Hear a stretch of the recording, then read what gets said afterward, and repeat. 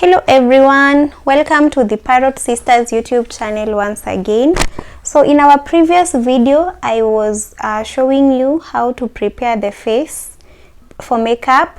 My friend Yvonne was preparing my face for makeup, and after that now she's preparing my eyebrows, as you can see, and she has already finished. So the next thing after drawing the eyebrows using a very sharp eye pencil, she used Davis number 3.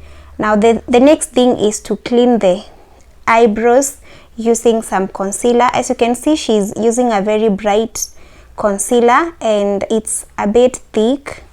Now the concealer that you would use for contouring is normally different from the one that you use for eyeshadow, the one that you use on the below the eyebrows and on the top of your eye before you apply the eyeshadow. The reason why we are using a bright eyeshadow is to make to ensure that the color that we apply there, the eyeshadow, will pop out. It will appear much better and clear.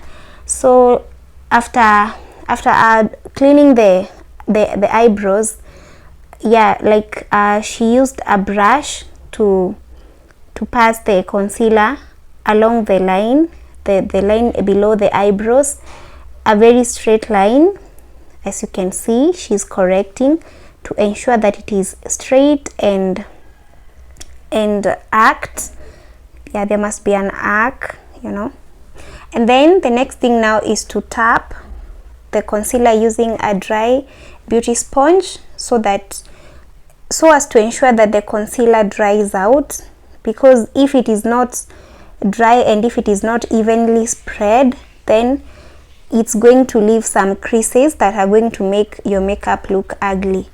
So after that, above the eyebrows, she used a foundation that fits well with my skin color, as you can see. So you can someone cannot use the concealer below the eyebrows and use a concealer on the top of the eyebrows. On the top of the eyebrows, we normally use the foundation so that it will blend well with your skin. So before applying the eyeshadow, you can either use a concealer like the one we have used here, or you can use the eyeshadow primer. So after that, she began now to apply the eyeshadow, as you can see. Normally we begin from the outer side of the eye, as you can see, and she's using a nude color. Normally one uses a nude color that is going to match with their skin tone. Yeah, it's not okay to use colors that are shouting on the outer part of the crease, because if you do that, someone is going to just look weird.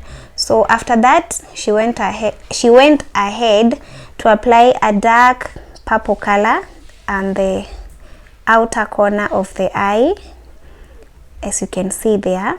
And then after that, she went ahead to apply half crease. Now when applying makeup, you can either apply half or full crease. Full crease is whereby you cover the whole eye, the whole lid of the eye using the concealer or the eyeshadow primer.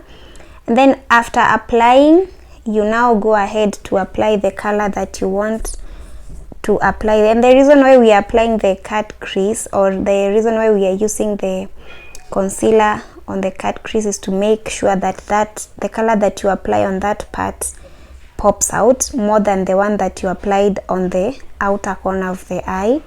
And normally that depends with the shape of the eyes, the size of the eyes, yeah, and the effect that you want to achieve. Yeah, like in our case, she applied a nude purple color on the cut crease there, as you can see. That's what she's doing, and it's half crease. Okay, it normally goes to almost 3/4 part of the eyelid, and it's advisable that the client closes their eyes as you apply the eyeshadow so that it will blend well.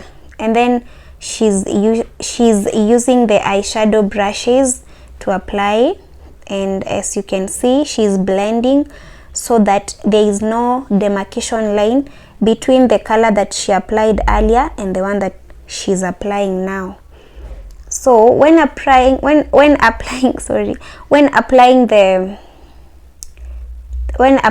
eyeshadow on the cut crease, someone can begin with, for example, if someone wants to apply a shimmery shade, we have the transition and the shimmery.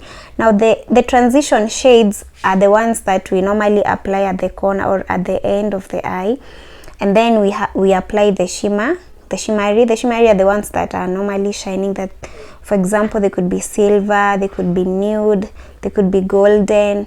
So first of all, you look for another color that almost looks similar to that, you apply, and then now you come with a shimmery on top, and that makes your makeup to pop out.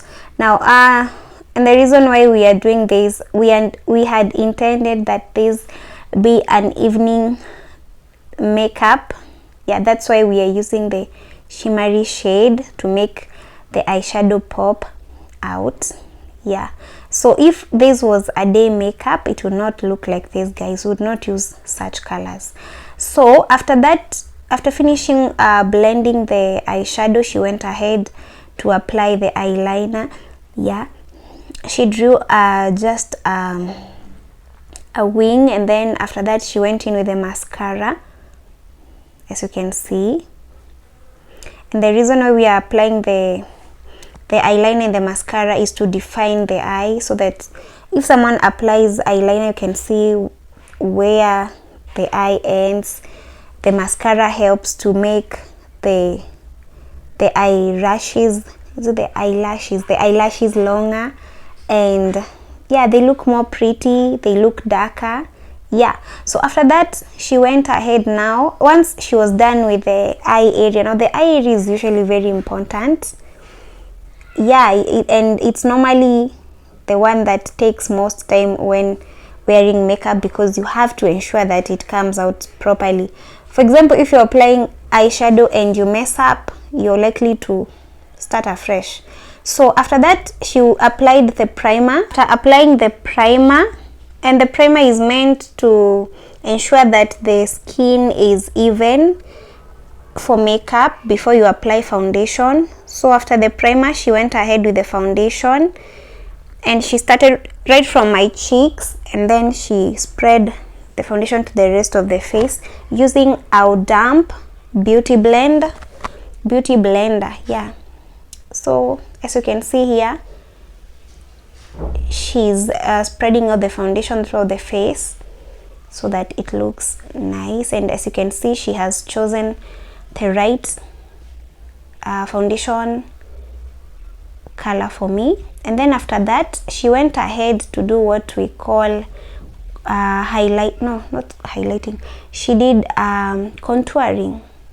Now when you're contouring, we normally use a concealer that is a little shades brighter than the skin color of the client, and then we apply on the dark areas, for example below the eyes, below the chin, a little bit on the forehead, and then on the bridge of the nose.